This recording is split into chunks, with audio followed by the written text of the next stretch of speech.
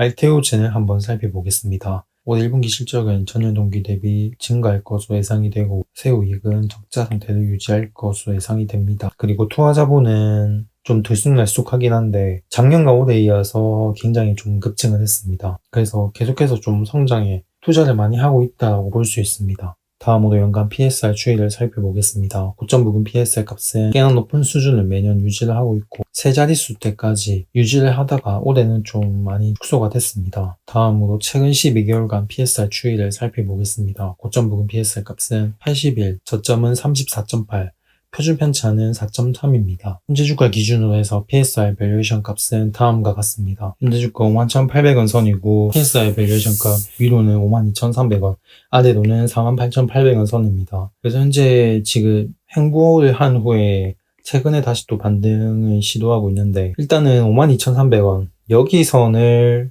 다시 또 회복을 해준다면 전고점 54,500원 돌파해서 55,700원 선까지는 볼 수 있지 않겠나 생각합니다. 다음으로 연간 PER 값은 적자기 때문에 생략하겠습니다. 다음으로 연간 PBR 추이를 살펴보겠습니다. 고점 부근 PBR 값은 2020년에 주가가 급등을 한 이후에 계속해서 좀 축소가 되고 있습니다. 주가가 하락을 해서 밸류에이션이 축소가 되는 것 같습니다. 다음으로 최근 12개월간 PBR 추이를 살펴보겠습니다. 고점 부근 PBR 값은 23.7, 저점은 10.2, 표준 편차는 1.3입니다. 현재 주가 기준으로 해서 PBR 밸류에이션 값은 다음과 같습니다. 현재 주가 51,800원 선이고 PBR 밸류에이션 값 위로는 55,100원, 아래로는 51,650원 선입니다.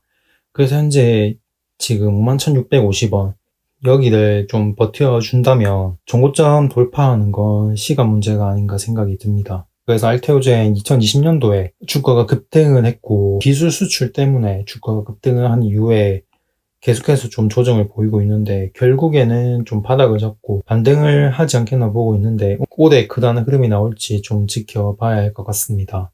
그래서 평균 PSR 값이 굉장히 급증을 했다가 점점 축소가 되고 있기는 합니다. 근데 점점 축소가 되고 있어서 아직까지는 저점이 확실히 잡혔다고 보기에는 좀 애매한 구석이 있고 저점 부근 밸류가 그래서 길게 봤을 때는 내년까지 봐야 바닥이 확실히 잡혔다 보고 저점을 높여가는 흐름을 하기는 한 후에 전고점까지 상승하는 흐름이 나올 것 같습니다. 그래서 올해는 계속해서 좀 바닥을 잡는 흐름이 나오지 않겠나 보고 있고 그렇다면 변동성을 좀 계속해서 감내를 해야 할 것 같습니다. 그래서 알테오젠 매출액은 별 볼 건 없습니다. 지금 개발 중인 제품을 보면 임상 1상은 끝냈고 2상을 준비 중인 게 있고 지금 피하 주사용으로 전환시킬 수 있는 원천 기술 이게 이제 히트를 치면서 주가가 급등을 했는데 라이선스 계약을 맺고 그래서 현재 2023년도 하반기에 라이선스 아웃을 한 계약 파트너가 임상 3상에 진입을 합니다. 그렇다면 여기에 대한 기대감이 좀 크게 나올 수도 있어서 주가는 또 큰 폭으로 좀 반등을 할 수도 있지 않겠나 생각합니다. 그리고 아엘리아 바이오 시밀러가 있습니다. 삼창당 제약에서 최근에